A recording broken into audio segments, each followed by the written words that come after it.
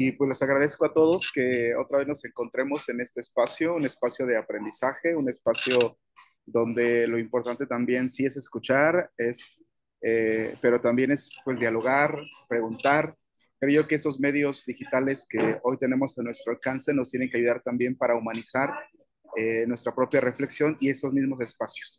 Por lo tanto, les voy a pedir que si de la manera de lo posible tengan sus cámaras encendidas y si después quisieran hacer alguna apreciación, alguna acotación, alguna pregunta con Guillermo, pues lo podrán hacer, ¿vale? Voy a presentar a Guillermo, quien es nuestro ponente el día de hoy. Guillermo es doctor en Sagrada Teología por la Facultad Teológica de Italia Meridional en Nápoles, licenciado en Teología por la Universidad Gregoriana, es docente, es investigador en la Universidad Católica de Córdoba, es director del proyecto de investigación Creencias religiosas y cristianismo en el contexto de los procesos acelerados de desinstitucionalización en el área digital y ante necesarias transformaciones discursivas e institucionales que involucran a la teología, la pastoral y la espiritualidad. Él es titular de las cátedras de Antropología Cristiana y Psicología de la Religión, eh, además de Ciberteología, la Iglesia en la Era Digital, entre varias publicaciones. También tiene el libro Teologías en Diálogo, Urgencias y Exigencias de un Cambio Epocal. Pues muchísimas gracias, Guillermo, por estar aquí con nosotros. Es un gusto, de verdad. Yo para mí es un gusto conocerte. He leído alguna cosa, pero bueno, te conocí en persona. Muchísimas gracias por estar aquí y la cámara y el micrófono son tuyos. Adelante, por favor. Muy amable, Edgar. Un gusto también poder compartir este espacio con ustedes.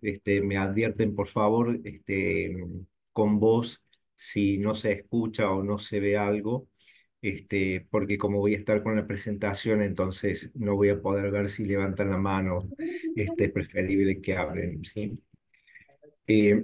Bueno, sé que es una comunidad rica y ciertamente inquieta, por eso estamos compartiendo estas cuestiones.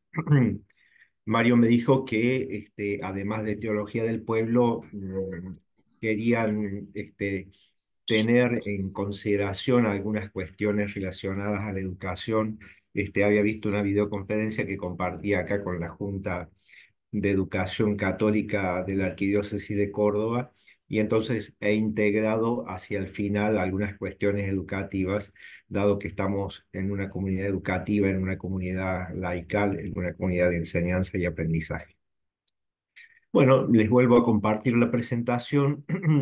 Yo estimo hacer una exposición de unos 30 y tantos minutos, y después dejar espacio abierto para las preguntas. No obstante, si surgen interrogantes, preguntas, cuestiones, no tengan duda en interrumpir y hablar, ¿sí? Sin problema. Bien, les comparto entonces la presentación del recorrido que intentamos realizar en este día. Bueno,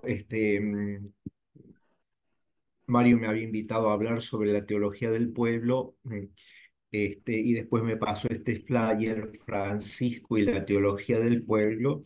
Y entonces, bueno, esto significa también un acento, ¿no? Un perfil de lo que quiero compartir, porque si me centro en la teología del pueblo y desarrollo más de la teología del pueblo, se nos va a perder el vínculo y el impacto, y por qué no,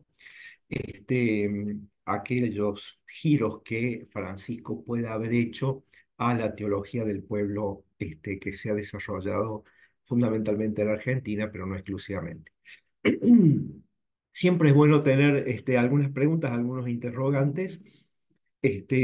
Lo tenemos al Papa Francisco como un Papa latinoamericano, pero la pregunta es si es un Papa latinoamericano, no solamente por su origen geográfico, sino también por su impronta cultural, por su impronta eclesial, por los intereses y las inquietudes que lo mueven, ¿no? Vale la pena preguntarse en ese sentido si Francisco es un papa latinoamericano que refleja las dimensiones y la complejidad de América Latina y el Caribe. Y en caso de que, digamos, lo es, tendríamos que preguntarnos y plantearnos en qué sentido y por qué podemos ratificar o no que se trata de un papa latinoamericano. Son interrogantes que no voy a intentar responder explícitamente. Espero que puedan ir apareciendo pistas en el tiempo que tengamos de exposición. Seguramente muchos saben, en América Latina y el Caribe se ha desarrollado aproximadamente a partir de la década del 60, o sea, en el inmediato posconcilio, o como una recepción temprana del Concilio Vaticano II a nivel continental, se ha desarrollado una corriente teológica muy conocida de alto impacto, no solo en América Latina, sino en otros continentes como África, Asia, pero también con su impacto en Europa, en Estados Unidos. O sea, estamos en una etapa de la historia eclesial de Latinoamérica en la que, a propósito de una recepción continental del Vaticano II, que algunos consideran una recepción peculiar y creativa del Concilio Vaticano II,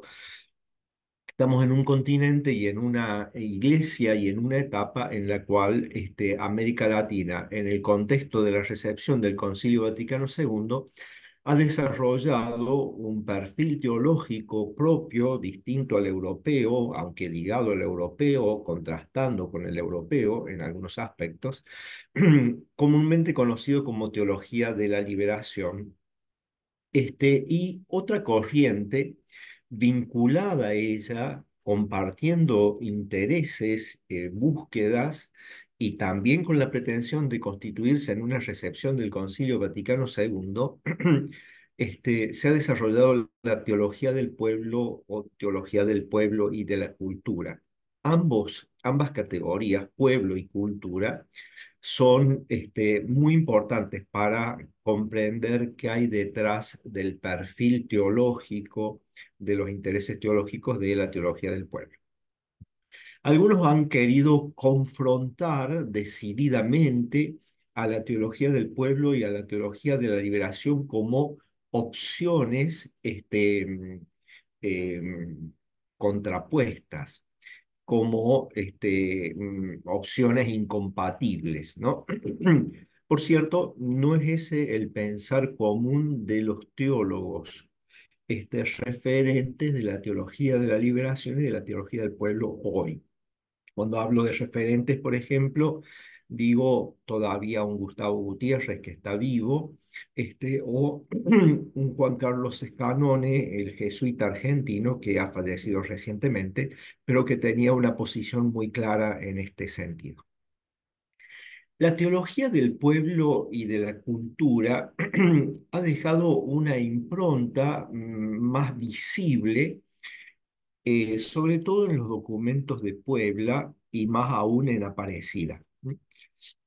En ese sentido, ha habido un intento de confrontar Medellín con Puebla como si se tratase de un desplazamiento o si no de un borrón y cuenta nueva, diciendo, bueno, Medellín reflejaba la teología de la liberación original clásica de América Latina, en cambio Puebla es la teología del pueblo, ¿no? También como criticando una cierta falta de profecía en esta perspectiva de la teología de la cultura y de la teología del pueblo. Por otra parte, me parece que también resulta importante para responder a la primera pregunta y para ubicarnos en qué significa un papa con su misión en la Iglesia Universal, preguntarnos por la realidad concreta de quién era Jorge Mario Bergoglio y quién es el Papa Francisco. Preguntarnos si hay una continuidad entre Bergoglio y Francisco, o si hay fundamentalmente una discontinuidad, o qué hay de continuidad entre uno y otro y qué hay de discontinuidad. En ese sentido, podríamos inmediatamente decir que si el Papa Francisco representa, refleja en su acción pastoral la teología del pueblo, bueno, inmediatamente podemos decir que ha rebasado en algunas cuestiones el campo y las preocupaciones de la teología del pueblo, por ejemplo, al incorporar la cuestión ecológica. No hay un solo trazo de preocupación ecológica que yo tenga presente en la teología del pueblo, sobre todo en los escritos o en las conferencias de sus fundadores, ¿no? Por lo tanto, a ese interrogante, en algún aspecto, en el teológico y en el pastoral, vamos a encontrar elementos ciertamente de discontinuidad. Como habíamos dicho, que la preocupación, el trasfondo de la educación eh, mm, quería integrarse en esta reflexión en torno a Francisco y a la teología del pueblo, bueno, hay que decir inmediatamente que tanto Bergoglio cuanto Francisco, hay una continuidad fundamental en lo que hace a su preocupación por la educación, y una educación que se sale de los moldes de la educación institucionalizada y que se refleja particularmente en el proyecto de escuelas ocurrentes y se refleja también la continuidad de esta preocupación en el lanzamiento del Pacto Educativo Global. Ambas cuestiones, además, vinculadas con la preocupación ecológica, porque para el Papa Francisco ciertamente un nuevo tiempo del cuidado de nuestra casa común, de nuestra madre tierra, como le gusta llamarla, pasa por la educación. Bueno, y finalmente, es un papa que sueña, no sé si duerme, bueno, sabemos que Benedicto finalmente renunció porque no podía dormir. El Papa Francisco sueña y entonces se supone que duerme. Y los sueños del Papa Francisco se han expresado particularmente en el documento posinodal, Querida Amazonía, ¿no? Y allí él habla de un sueño social, de un sueño cultural, de un sueño ecológico y de un sueño eclesial. Bueno, intentaremos hacer unas referencias rápidas al respecto. Vamos bien, se escucha bien, si hay algo que aportar, por favor, me dice. Se escucha bastante bien. Bien, perfecto, muchas gracias, Edgar. Bueno, mm, cuando el Papa Francisco habla sobre lo social, lo comunitario, sobre la iglesia, le gusta mucho usar la figura del poliedro, que tiene muchas caras y lo contrasta con la circunferencia, ¿m? En donde todo es igual, idéntico, en cambio en el poliedro hay diferentes aspectos, diferentes caras, hay diversidad y hay unidad.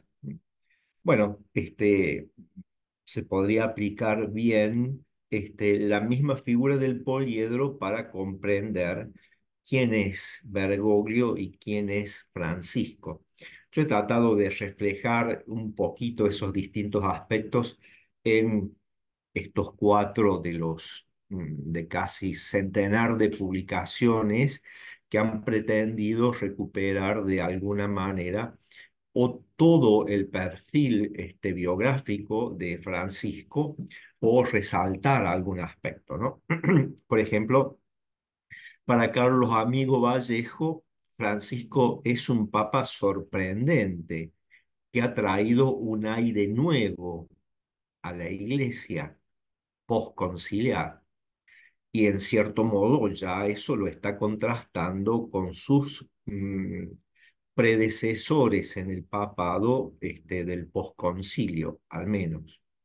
Bueno, Diego Fares, un jesuita que conoce mucho a Bergoglio y a Francisco, que ha estado acompañando desde Roma hasta recientemente, que ha fallecido el año pasado, o el anteaño, no me acuerdo si fue enero de 2023. Diego Fares toma esa imagen tan fuerte que el Papa Francisco, con el que Papa Francisco plasma una imagen de lo que él se hace, de la identidad del pastor, y habla del pastor con olor a oveja, ¿no? Entonces, bueno, él habla del olor del pastor al que Francisco le atribuye el olor a oveja. El ministerio pastoral en la visión del Papa Francisco, ¿no? Tenemos que habituarnos a que Francisco, yo creo que corresponde a su tradición jesuita, al modo como San Ignacio invita a reflexionar y meditar el Evangelio, dándole importancia a las imágenes, contrastando con una perspectiva más bien abstracta y metafísica en la lectura del Evangelio. El Papa Francisco recurre a muchas imágenes y hay imágenes que parecen enamorarlo, ¿no? Y son totalmente recurrentes, como esta de que quiere pastores con olor a ovejas, contrastándolo con pastores que se acercan más a una figura de la realeza, ¿no? Bueno, para un muy buen conocedor de Francisco, porque se ha entrevistado, lo conoce muy bien, como es Iberay, para él, Francisco es el gran reformador. Bueno, este es un título muy potente si tomamos en consideración lo que significa reforma en la tradición cristiana. Este gran reformador sería un reformador desde dentro, pero habla de un gran reformador en definitiva, ¿no? Retrato de un papa radical y bueno, por lo tanto está efectivamente acentuando esa dimensión muy asertiva en el mensaje y en el discernimiento y en la toma de decisiones del Papa Francisco. Bueno, Francisco, Vida y Revolución de Elizabeth Piqué, también nos habla entonces de este perfil. Por eso la pregunta es, ¿hay una continuidad entre Bergoglio y Francisco? ¿O más bien con Francisco se ha acentuado una discontinuidad? ¿Por qué se lo percibe como gran reformador, como sorprendente, como revolucionario, ¿no? Bueno, quizás quiera sorprenderlos haciendo referencia a este documento, Gaudete et Exsultate, que el Papa Francisco ha publicado sobre el llamado a la santidad en el mundo actual. Porque no es un documento estrictamente teológico, no es su proyecto pastoral que está plasmado en Evangelii Gaudium, no es el gran documento que es Laudato Si, y sin embargo, a mi entender, Gaudete et Exsultate es prácticamente todo el de la pluma del Papa Francisco, aunque no podría verificarlo, y en este documento se refleja de una manera particular digamos, la recepción que Bergoglio y Francisco hacen de la teología del pueblo surgida en Argentina, pero que ha tenido, como decíamos, otro impacto. Eh, Porque cuando hablamos de pueblo, lo primero que tenemos que acentuar es de pueblo, este, y para Francisco, el pueblo está presente en las periferias, Hay que mirar desde las periferias el mundo para ver el mundo con claridad, no es una cuestión menor. Y él habla constantemente del pueblo fiel o del pueblo santo. Son expresiones comunes que encontramos en él, un pueblo de Dios, por cierto, que es una categoría estrictamente teológica.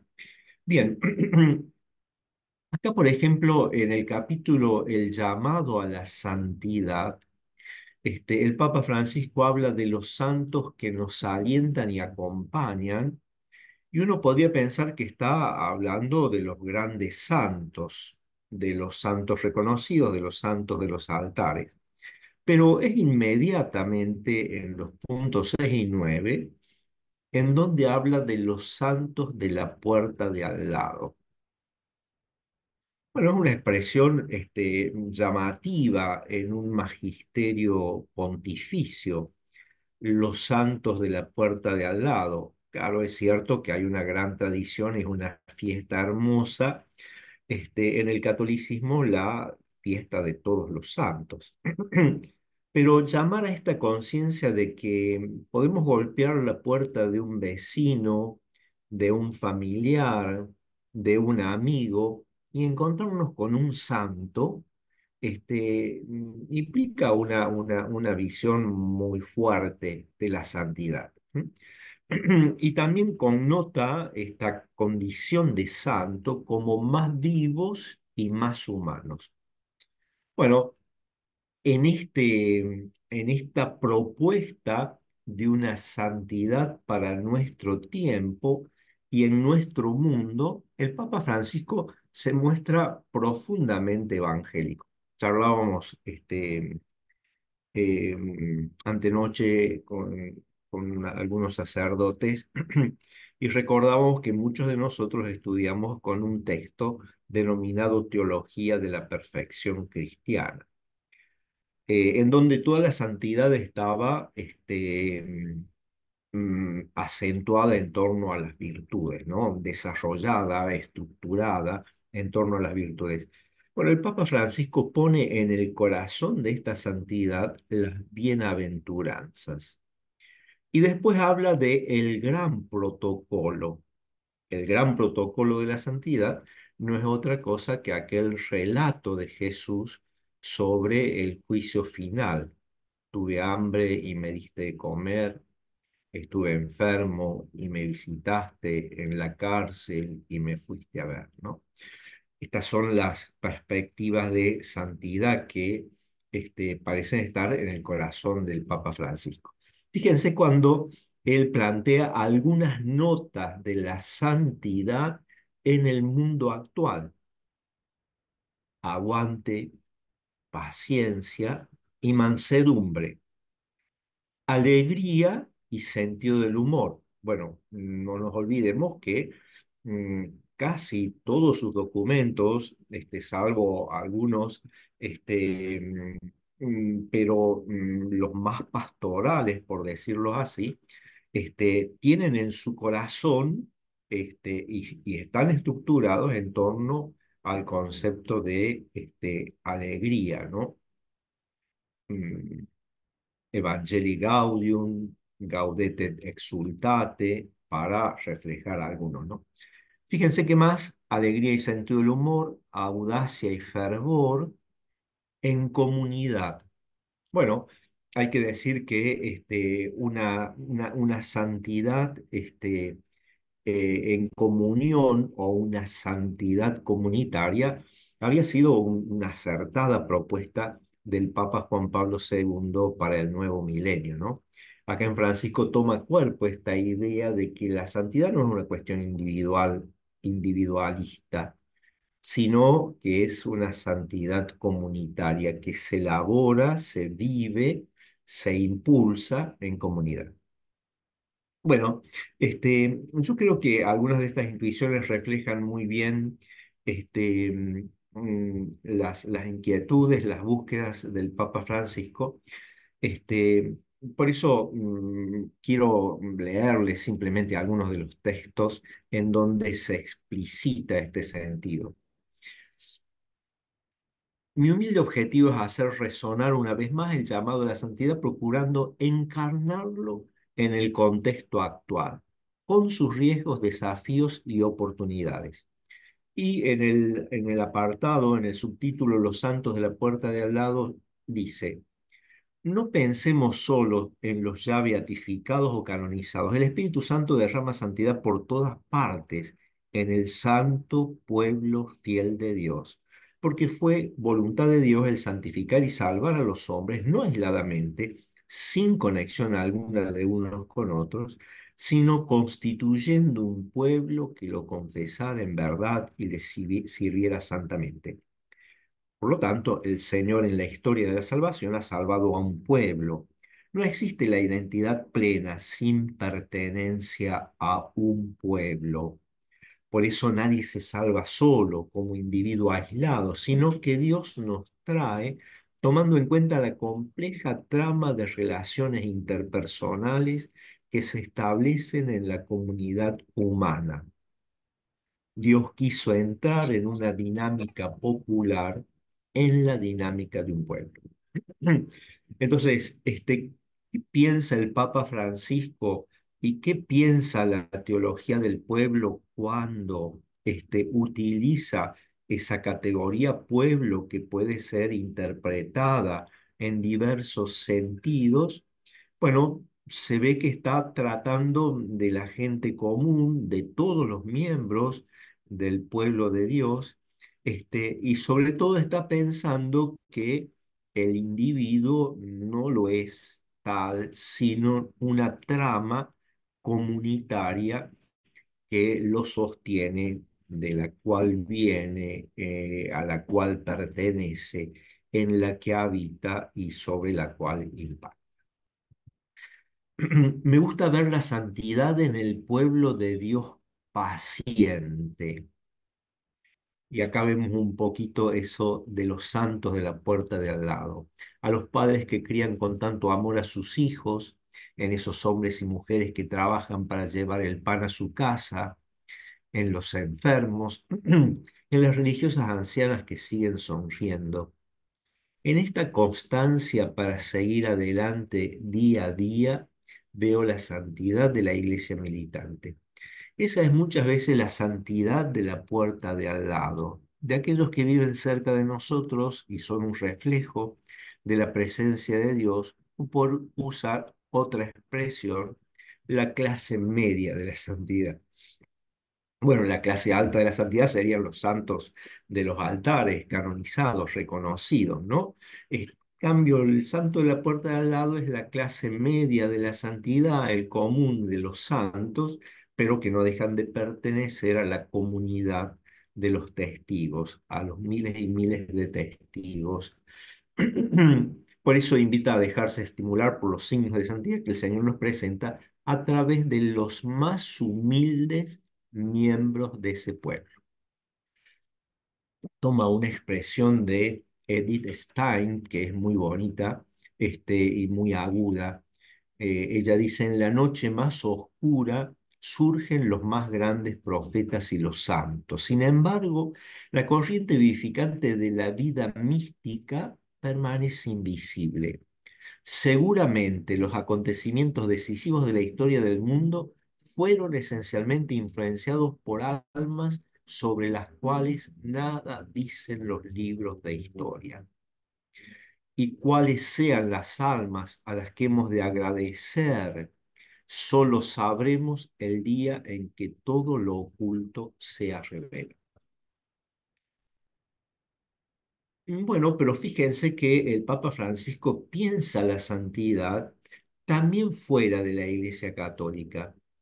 La santidad es el rostro más bello de la Iglesia, pero aún fuera de la Iglesia Católica y en ámbitos muy diferentes del Espíritu suscita signos de su presencia que ayudan a los mismos discípulos de Cristo. Por otra parte, San Juan Pablo II nos recordó que el testimonio ofrecido a Cristo hasta el derramamiento de la sangre se ha hecho patrimonio común de católicos, ortodoxos, anglicanos y protestantes. Comenta Francisco: en la hermosa conmemoración ecuménica que él quiso celebrar en el Coliseo durante el jubileo del año 2000, sostuvo que los mártires son una herencia que habla con una voz más fuerte que la de los factores de la división.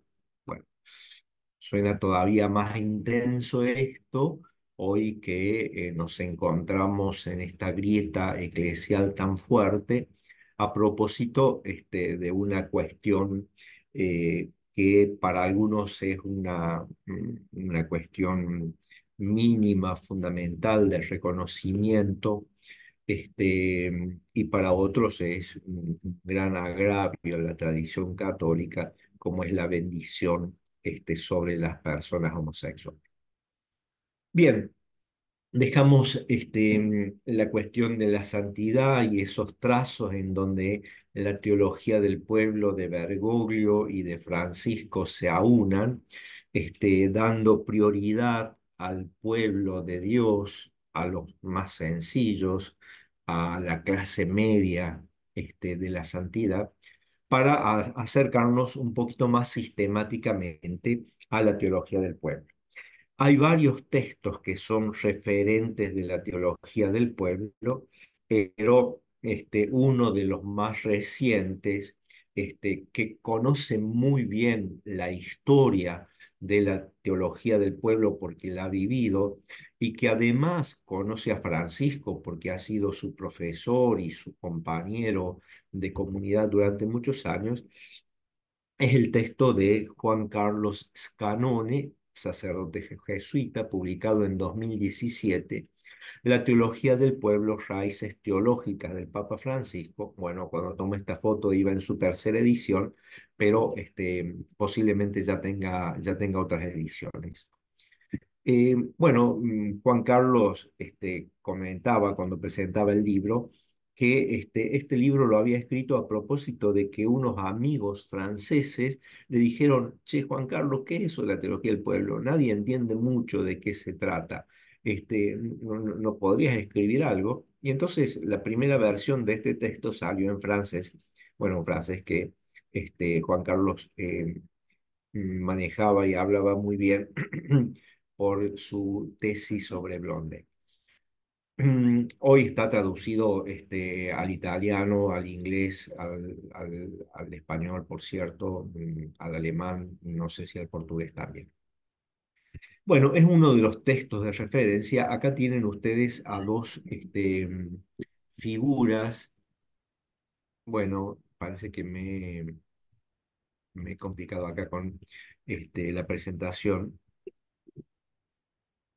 A dos figuras que están en el trasfondo y son los pilares, digamos, de la teología del pueblo. Particularmente Lucio Gera, que es un teólogo que ha estado presente en Medellín y en Puebla, quizás en Puebla su protagonismo ha sido mayor, y otro teólogo que ha estado en los orígenes de la teología del pueblo, ha propuesto intuiciones fundamentales y sin embargo quedó marginado él mismo durante mucho tiempo, a- hasta que Bergoglio, a propósito de un estudio sobre él, este, recuperó más institucionalmente su figura. Acá les presento otros textos, por ejemplo, el muy conocido de Rafael Luciani. Bueno, Rafa ha escrito un trabajo muy valioso porque ha mostrado la dimensión universal, digamos, no solo pueblerina de la teología del pueblo, y ha mostrado cómo en ella se asienta el liderazgo eclesial y mundial del Papa Francisco.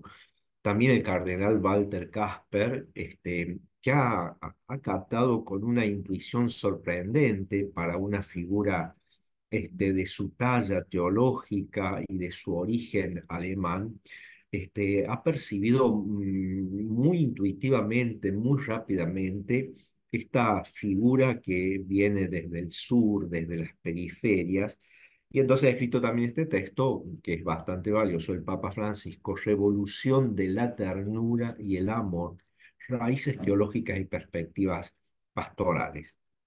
El otro texto que les muestro acá, de Peter Hinnerman, también de otro alemán, constituye una colección teológica que abarca las distintas disciplinas teológicas y procura, también Jürgen Berbig es alemán, procura mostrar el trasfondo teológico del Papa Francisco, dado que el Papa Francisco no se ha caracterizado por ser un teólogo sistemático, o que ha escrito mucha teología, ha dado conferencias, ha escrito textos de divulgación, ha escrito textos con rabinos, con otras figuras reformadas, pero no hay un texto así potente teológico del Papa Francisco. Incluso no ha concluido su doctorado, ¿no? Sí ha hecho la licenciatura, pero el intento de doctorado en Alemania en principio no ha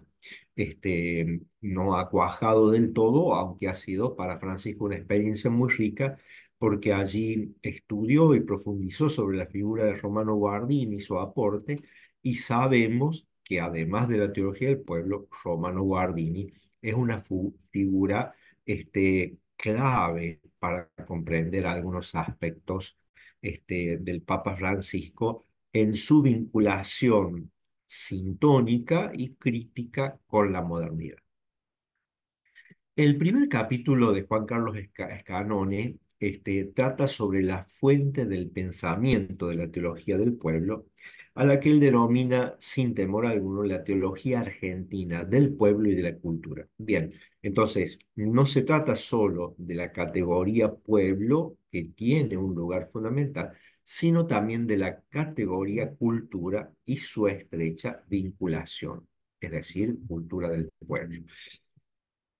Sobre el surgimiento y contexto veremos algo, sobre el pueblo y la opción por los pobres, y entonces entra a jugar una tercera categoría, la de pobres, que sí sabemos que refleja fuertemente la impronta de la teología de la liberación, la inquietud, la interés y la preocupación de la teología y la Iglesia de América Latina.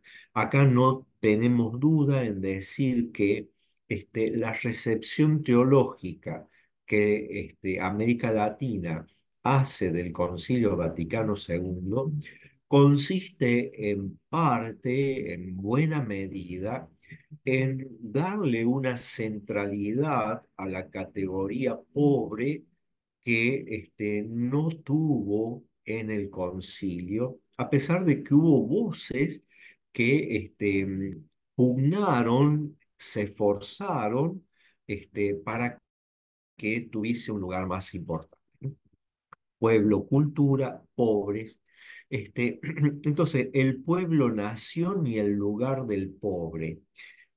Entonces estamos explicitando que cuando hablamos del pueblo, estamos pensando en pueblo-nación. La teología argentina del pueblo está vinculada a la historia del pueblo argentino, aunque mira al pueblo no solo como argentino, sino al pueblo latinoamericano, o como le gusta llamarle al Papa Francisco, la patria grande, ¿no?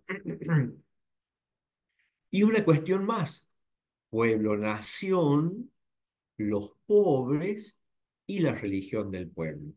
Entonces, esta religiosidad popular, la religión del pueblo, que fue una de las grandes intuiciones que tuvieron Tello y Gera, los referentes que le decía antes, va a marcar quizás lo característico y propio de la teología del pueblo en su vinculación de origen con la teología de la liberación más conocida, y sus referentes fundamentales como son Gustavo Gutiérrez, John Sobrino, Leonardo y Clodovis Boff, bueno, Clodovis más al inicio que en este momento, etc. No nos vamos a detener tanto en generaciones y etapas porque no nos da el tiempo. Decía el padre Pepe Di Paola, referente de los curas villeros en Argentina, la pastoral villera fue un impulso y una impronta de Jorge Mario Bergoglio como primado de Argentina y arzobispo de Buenos Aires, dado que como gran ciudad tiene mucha villas que han ido creciendo lamentablemente. Pepe Di Paola decía, en la Argentina tenemos dos personas muy importantes con quienes nos formamos en la teología del pueblo, los padres Lucio Gera y Rafael Tello. En 2012, comenta Scanone, cuando falleció Gera, Bergoglio lo hizo enterrar en la Catedral de Buenos Aires como experto del Concilio Vaticano II y de las conferencias del Episcopado Latinoamericano de Medellín y de Puebla. Por otro lado, cuando un discípulo de Tello, el presbítero Enrique Bianchi, publicó en 2012 un libro sobre Tello, el mismo Bergoglio lo presentó al público en una especie de reivindicación de esta figura que había quedado al margen de la academia y al margen de la iglesia, y que se siguió reuniendo con un grupo de curas que se sentían sus discípulos y al que sentían como maestro, este, para acercarse a un pensamiento que no encontraban en la academia y a intuiciones que percibían como ricas bajo lo que le llamaba él la escuelita, ¿no? Reflexionaban juntos, compartían inquietudes y búsquedas. Entonces, en el gran marco de la teología latinoamericana, especialmente de la teología de la liberación, la teología argentina del pueblo tiene su especificidad. Esa especificidad se muestra en distintos aspectos, en un aspecto metodológico y en otro aspecto que podemos decir las herramientas que prefiere en la comprensión, en la lectura de la realidad, ¿no? No voy a desarrollar esto porque estoy viendo el tiempo que disponemos y el tiempo que ya ha pasado, pero intento ser lo más sintético posible. Habíamos dicho que el pueblo-nación es importante y este pueblo-nación es posible comprenderlo y descifrarlo, particularmente conociendo la historia de este pueblo, el hilo conductor de la historia de un pueblo, de dónde viene y a dónde va. En ese sentido, la historia constituye una herramienta fundamental para la teología del pueblo. No mira al pueblo en digamos, en la foto de clases, de división de clases, sino en el dinamismo histórico en el que se va reflejando y se va plasmando su identidad. Aun cuando los expertos, los referentes de la teología del pueblo y de la teología de la liberación, o de la teología de la liberación y de la teología del pueblo, han compartido reuniones y espacios comunes, poco a poco se fue plasmando, sobre todo en este espacio de la COEPAL, que es la Comisión Episcopal de Pastoral del Episcopado Argentino, un espacio de diálogo en donde fueron cuajando estos componentes distintivos, ¿no? En el contexto político argentino de las dictaduras militares, se fue dando un fenómeno nuevo en el cual intelectuales, docentes, estudiantes universitarios progresistas apoyaban, hay que decirlo, porque se puede negar esta raíz, el peronismo proscripto como resistencia popular a lo que pretendían imponer las élites económicas y culturales, ¿no? Por eso surgieron las cátedras nacionales de sociología, en donde una figura muy importante, Justino Farrell, marcaba el ritmo de estos procesos intelectuales. Podemos decirlo brevemente, distanciándose estas cátedras nacionales tanto del liberalismo como del marxismo, uno y otro encontraron, es decir, los referentes de la sociología como los teólogos vinculados a esta corriente, encontraron su conceptualización propia en la historia latinoamericana argentina, real y concreta, con categorías como pueblo, antipueblo, pueblos e imperios, cultura popular, religiosidad popular. Estas categorías deberían sernos suficientes para comprender que en una estructuración distinta, sin el predominio de la categoría de la diferencia de clases y la lucha de clases, constituirían una reflexión teológica particular, ¿no? Comparten, no obstante, la teoría de la dependencia, la dominación política sobre todo, y la búsqueda y el interés por una liberación integral. Podríamos decir inmediatamente que en esta liberación integral que está también presente en la obra fundadora de la teología de la liberación de Gustavo Gutiérrez, lo hace explícitamente Gustavo, solo que en esta liberación integral, la religiosidad del pueblo no será vista como un componente antiguo, premoderno y quizás opresivo, sino como el motor mismo de esta liberación, ¿no? Bueno, entonces la categoría pueblo se liga a la de una nación, a una historia, a las clases populares, a la cultura común que atraviesa a veces las distintas clases, a lo que es común a la historia de un pueblo, a lo que es el bien compartido. Y aquí los pobres se incorporan como aquellos miembros del pueblo en los cuales la cultura propia del pueblo está más enraizada y es en la que más se vehicula, ¿no? Por eso se habla de una escuela argentina del pueblo y de la cultura en cuanto el pueblo implica un estilo de vida común. En esta teología que entonces abreva en la pastoral popular, en la religiosidad popular o en la religión del pueblo, no se pasa por alto la existencia de conflictos sociales.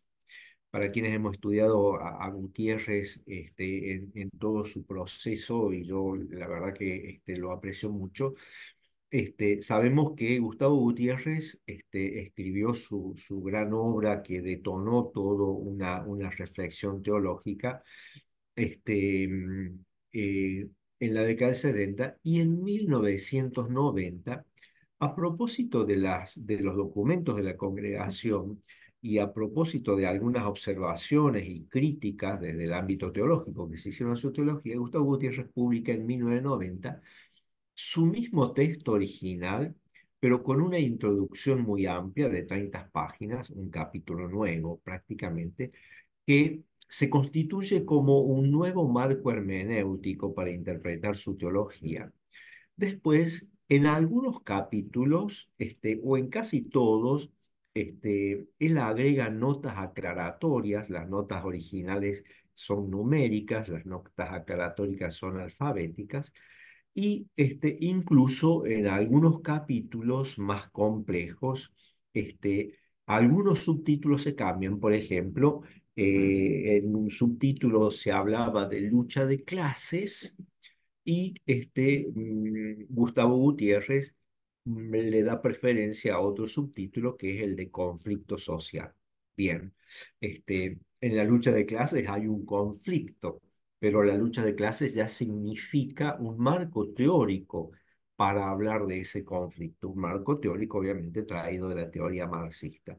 En cambio, el conflicto social procura ser más denotativo que connotativo de la situación. Bueno, lo que queremos decir en definitiva es que la teología de la liberación desde el inicio asume los conflictos sociales que tampoco son ajenos a la teología del pueblo, aunque no utiliza preferentemente el concepto de clase, ¿no? Bueno, digamos que si Puebla refleja la teología del pueblo, sobre todo por la tarea del perito Lucio Gera, dice, Puebla reúne en unidad ambos significados sobre la religiosidad popular. Se trata, dice Puebla, de la forma o de la existencia cultural que la religión adopta en un pueblo determinado. Y por otro lado, agrega, esta religión del pueblo es vivida preferentemente por los pobres y sencillos, ¿sí? Entonces, fíjense cómo, si desde una teoría marxista se hablaría de la religión como opio de los pueblos, para la teología del pueblo y de la cultura, la religión, en cambio, es justamente la dinámica liberadora. Bueno, aquí hay un poquito más sobre la teología del pueblo, la religión del pueblo. Lo vamos a dejar para el diálogo que tengamos. Scanone escribió en 1982, en pleno debate sobre la teología de la liberación, su ortodoxia o su heterodoxia, etcétera, un artículo que realmente impactó a nivel mundial y que hoy sigue siendo una referencia. Escribió el artículo La teología de la liberación, caracterización, corrientes, etapas. Y él allí habla de cuatro corrientes de la teología de la liberación. O sea, son todas teologías de la liberación con acentos distintos. Yo, para simplificar esto, he puesto referentes para que lo podamos identificar más rápidamente, ¿sí? Pero no se reducen a ellos, ellos no son los referentes únicos, ¿sí? A la primera denomina teología desde la praxis pastoral de la Iglesia. Lo pone allí al cardenal Pironio como referente. O sea, aquí la cuestión es que la praxis pastoral de la Iglesia católica, con su atención y desatención a la religiosidad popular, se constituye en el componente reflexivo, desde el cual se hace una elaboración sistemática. La segunda es la teología desde las praxis de los grupos revolucionarios, ¿sí? Porque así como había una praxis pastoral de la Iglesia, había una praxis de grupos revolucionarios que se identificaban como cristianos y hacían la revolución armada en nombre del cristianismo, ¿sí? Muchos sacerdotes estuvieron vinculados a estos grupos, muchos grupos juveniles, católicos, parroquiales, quedaron y formaron parte de las unidades guerrilleras, ¿no? Entonces, bueno, sin decir que toda la teología de estos grupos era la misma, digamos que mientras la otra es una praxis pastoral de la iglesia muy centrada en la religiosidad, aquí tenemos casi un componente extremo de distanciamiento de esa praxis pastoral común. La teología desde la praxis histórica.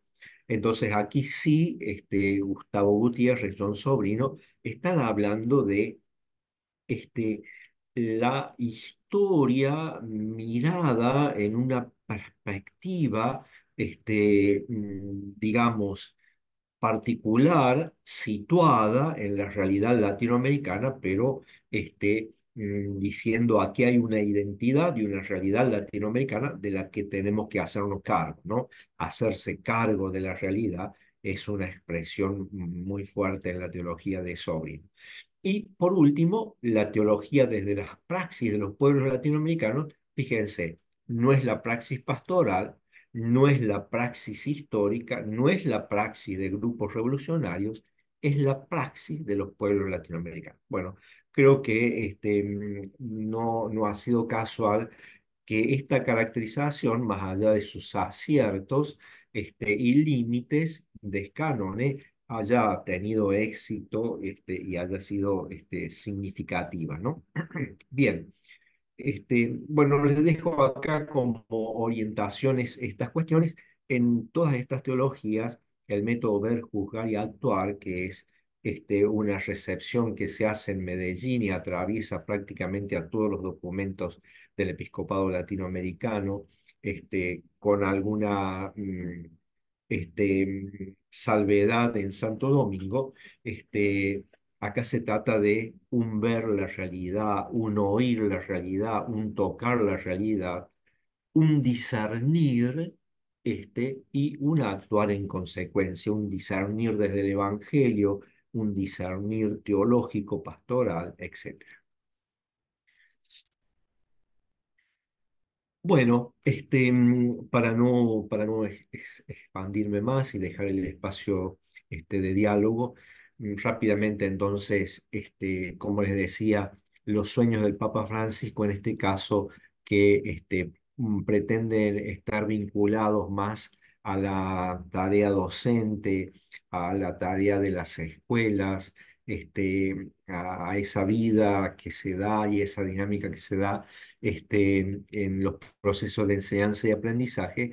Bueno, creo que Querida Amazonia aporta muchas luces, muchas perspectivas nuevas y sobre todo aporta una mirada esperanzada.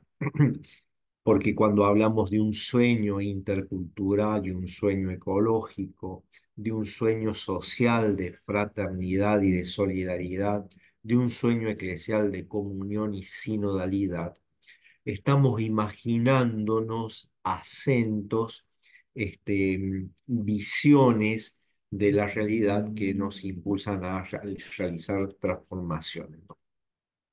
Como estas reflexiones yo las hice en el contexto de mi arquidiócesis de Córdoba, yo partía de una idea de que Córdoba es un poliedro también, porque es un espacio multicultural, pluricultural.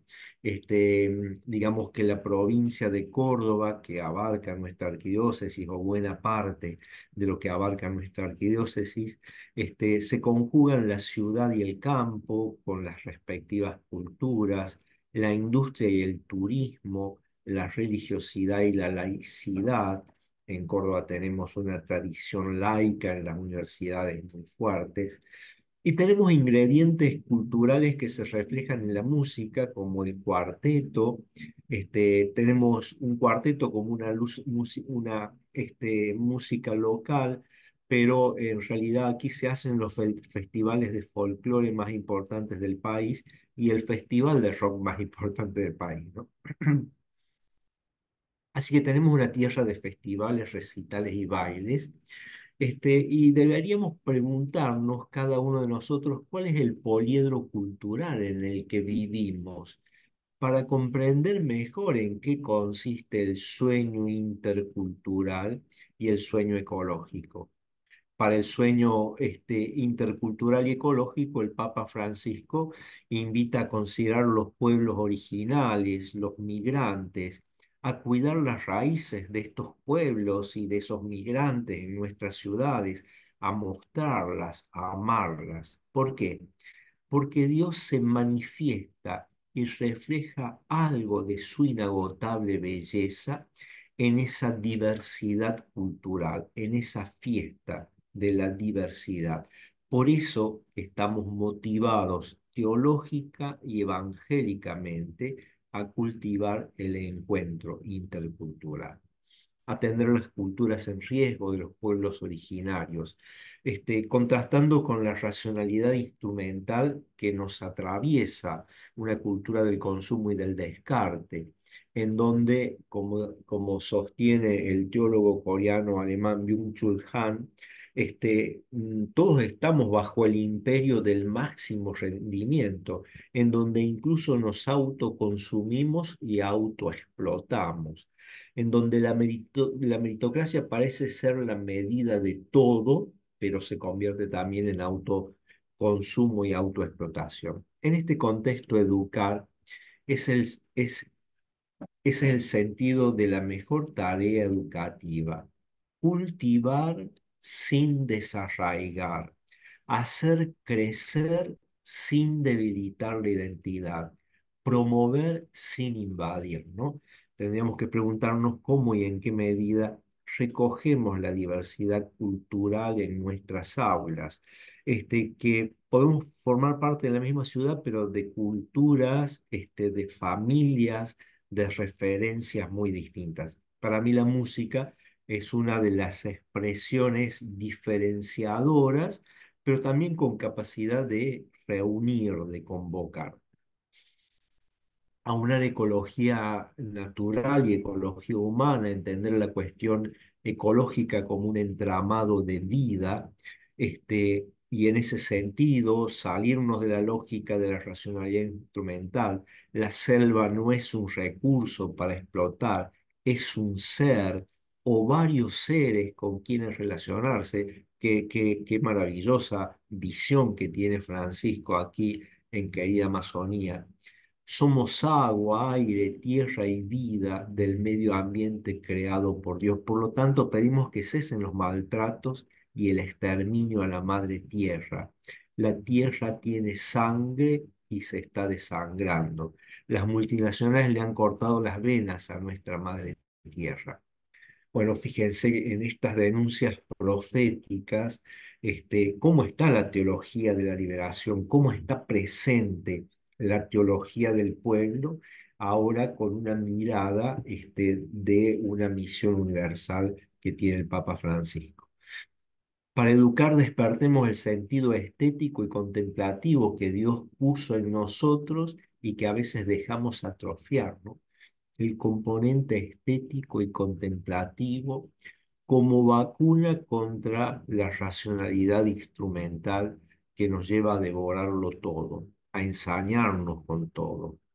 No habrá una ecología sana y sustentable capaz de transformar algo si no cambian las personas, si no se las estimula a optar por otro estilo de vida menos voraz, más sereno, más respetuoso, menos ansioso, más fraterno.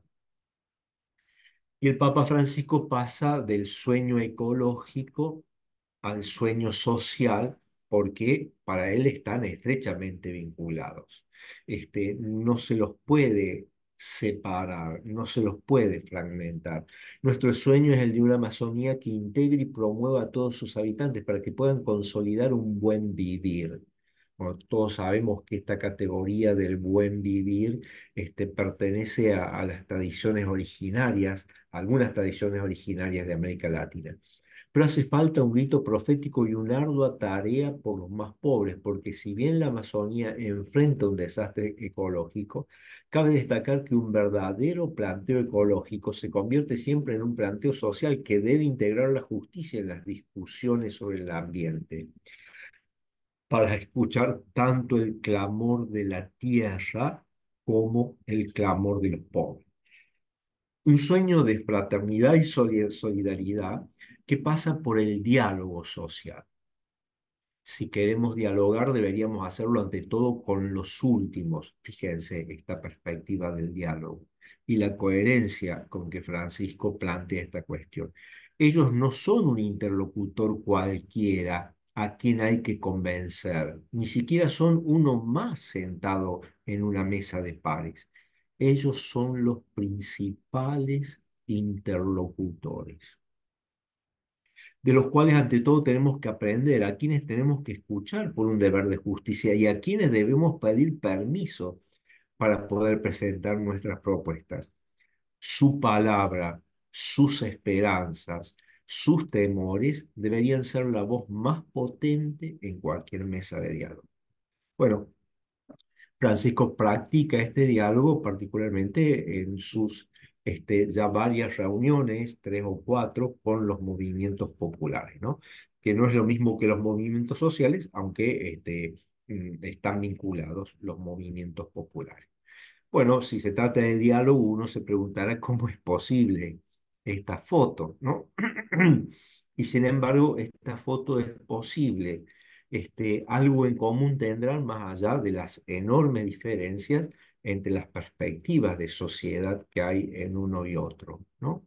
Quizás Uno está luchando contra la casta política y otro está luchando contra una casta eclesiástica con determinadas rigideces institucionales. Bueno, pero no sé si ese es el motivo del abrazo o hay otras cuestiones propias de ese poliedro de referencia que es el Papa Francisco. Aquí lo encontramos en un hecho histórico extraordinario, ¿no? El Papa Francisco y el gran imán de Al-Azhar.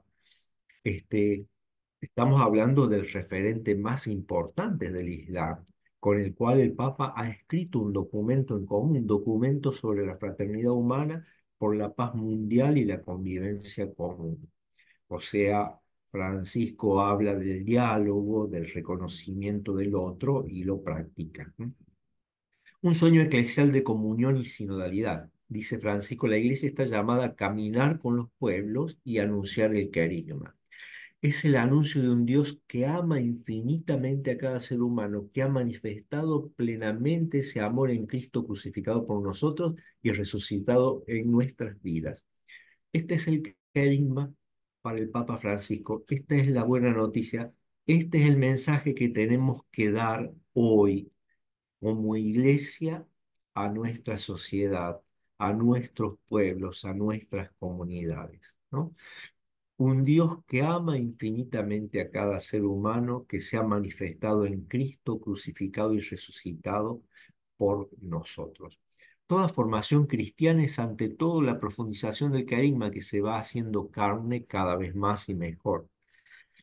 La iglesia que reconfigura su propia identidad, perdón, en escucha y diálogo con las personas, realidades e historia de su territorio, porque la iglesia tiene un rostro pluriforme, no solo desde una perspectiva espacial, sino también desde una realidad temporal.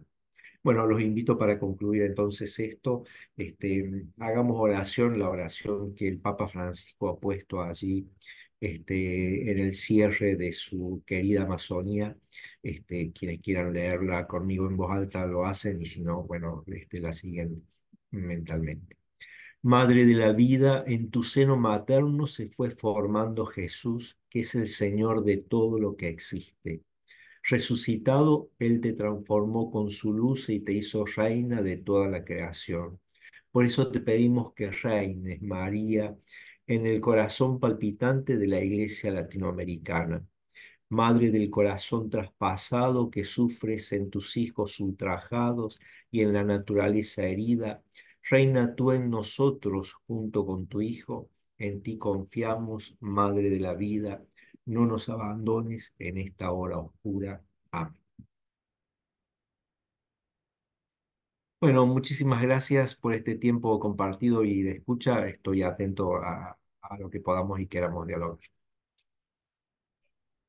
Muchísimas gracias, doctor Guillermo. Gracias, de verdad. Creo que ha sido maravilloso este momento, muy sintético. Y bueno, toda la información que había ahí. Preguntan si nos podría pasar las diapositivas para volverlas a revisar en algún otro momento. Por cierto, con mucho gusto. Muy bien. Pues bueno, están abiertos los micrófonos. Si alguien quisiera hacer alguna apreciación, alguna pregunta, tenemos todavía un poquito de tiempo. Con gusto, pueden abrir su micrófono, alzar la mano y pues hacer la pregunta o la apreciación.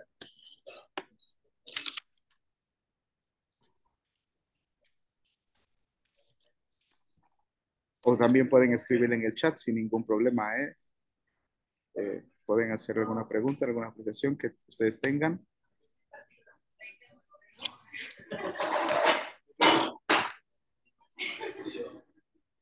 No, pues si no hay mucho, yo sí puedo hacer varias preguntas porque a mí sí me quedó resonando muchas cosas, ¿no? Mientras se animan los demás. A mí me ha encantado, ¿no? Esta manera de presentarlo. Adelante, David, de compartir la presentación.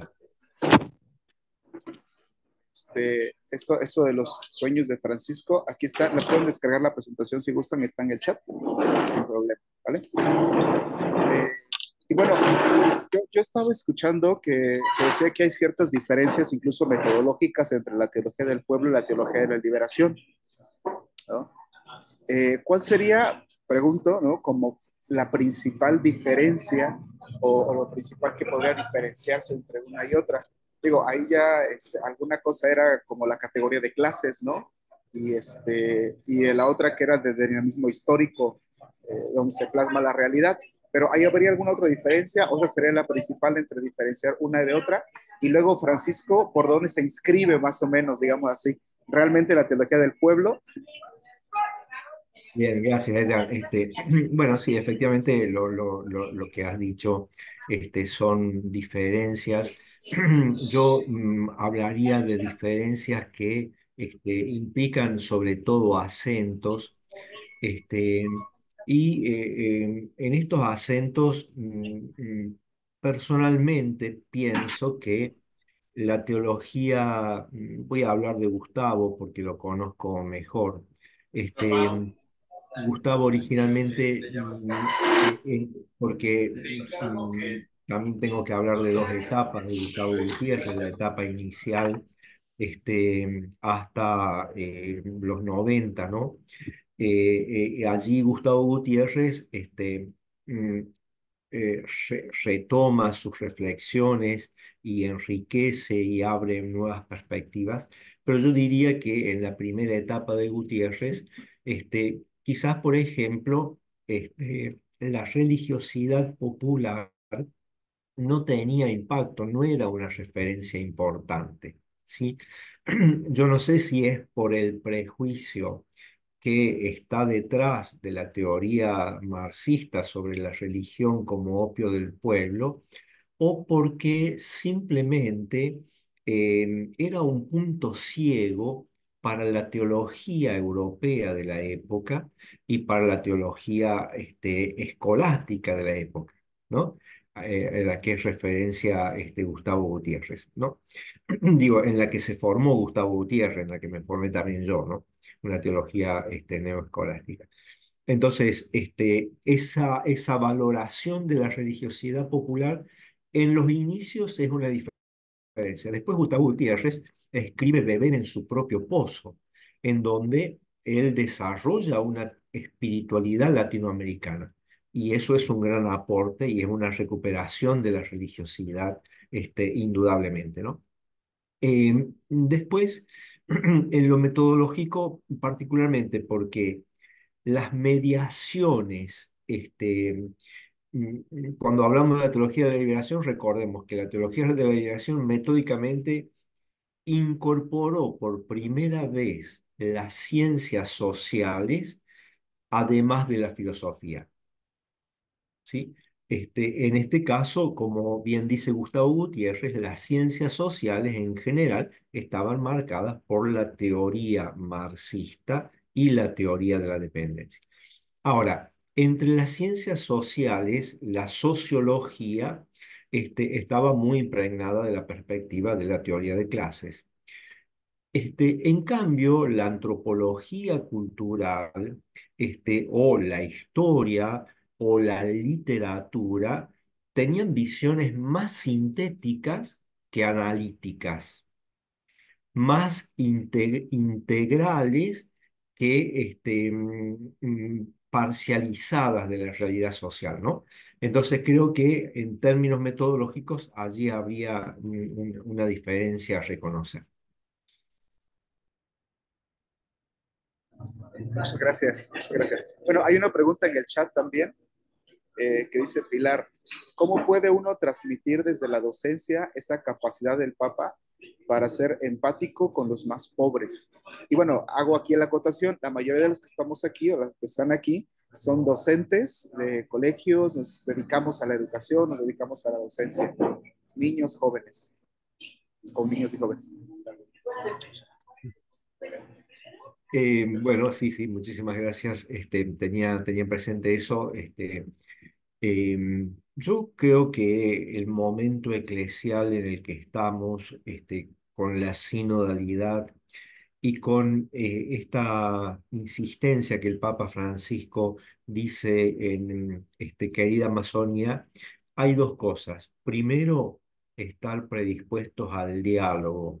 Es cierto que el proceso de enseñanza y aprendizaje es un proceso asimétrico, pero aquí deberíamos repensar esa asimetría en el sentido de una mayor escucha que nos viene dado por por la sinodalidad, en donde el inicio de todo camino sinodal y de toda actitud sinodal es la escucha, y por lo otro que ha dicho el Papa Francisco, los más frágiles, los pobres, los débiles de la sociedad son el interlocutor principal, no son un interlocutor más en nuestra mesa.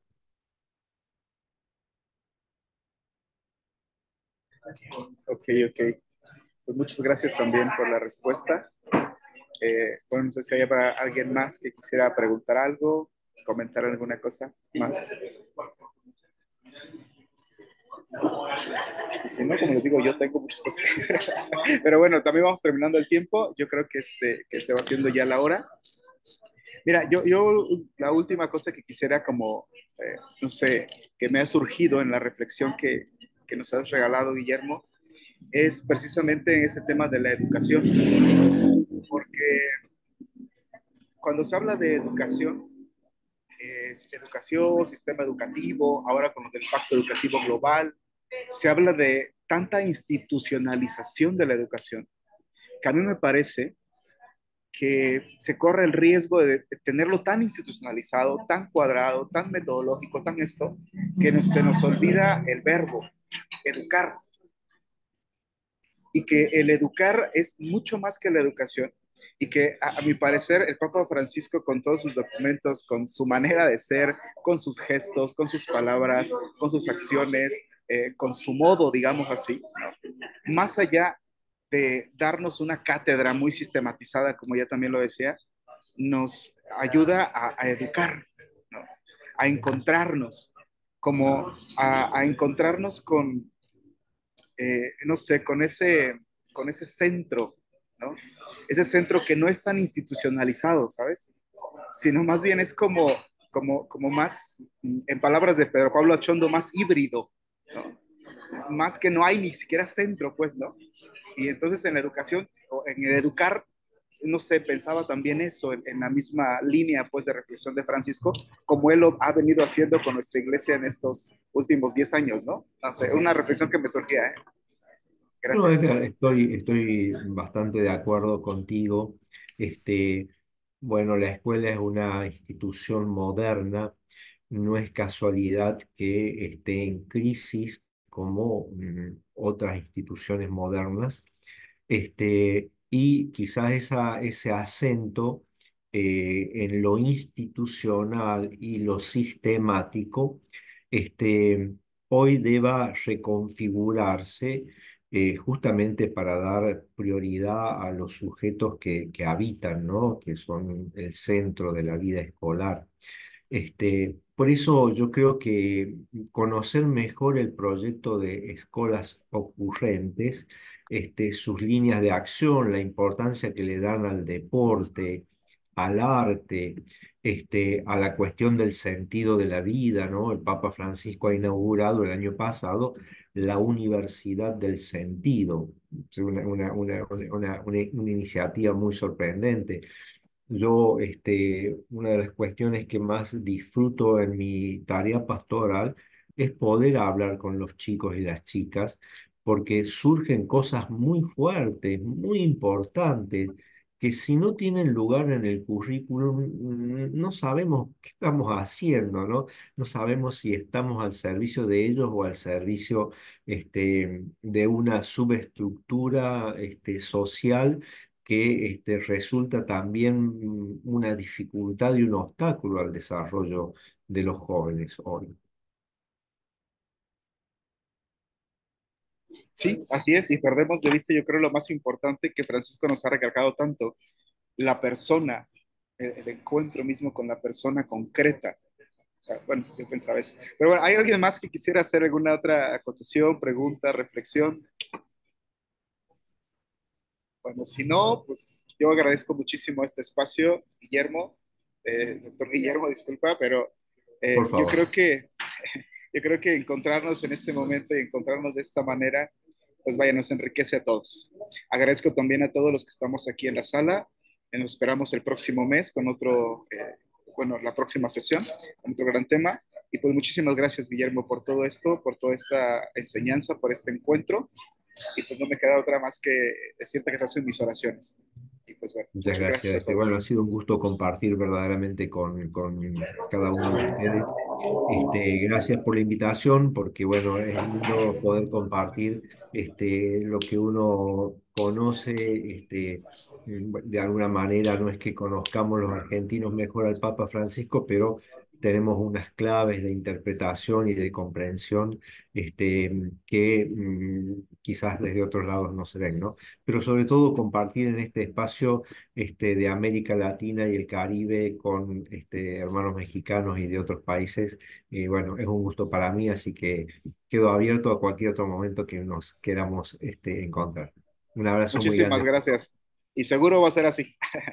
Dale, dale. Un abrazo. Nos vemos. Adiós.